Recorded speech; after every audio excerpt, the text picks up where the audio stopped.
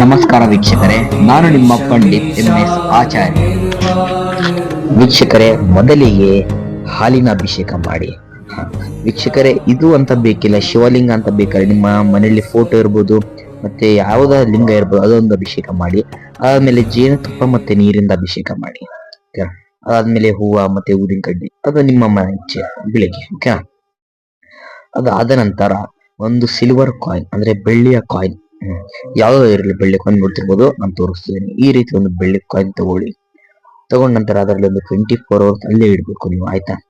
ನೀವು ಎಲ್ಲಿ ಒಂದು ಪೂಜೆ ಮಾಡಿದಂತ ಪೂಜಾ ರೂಮ್ ಅಲ್ಲಿ ಅಲ್ಲೇ ಇಡಬೇಕು 24 ಅವರ್ಸ್. ಆದ್ಮೇಲೆ ಅದು ತೆಗೆದು ನೀವು ಯಾವುದೊಂದು ಪರ್ಸ್ ಆಗಿರ್ಬೋದು ಅಥವಾ ನಿಮ್ಮ ವಾಲೆಟ್, ಇಲ್ಲ ನೀವು ಎಲ್ಲಿ ಒಂದು ಹಣ ಇಡ್ತೀರಾ ಅಲ್ಲೇ ಇಡಬೇಕು. ಓಕೆನಾ ಸ್ನೇಹಿತರೆ? ಅದಕ್ಕಿಂತ ಮುಂಚೆ ನಮ್ಮ ಯೂಟ್ಯೂಬ್ ಚಾನಲ್ಗೆ ಸಬ್ಸ್ಕ್ರೈಬ್ ಮಾಡಿ.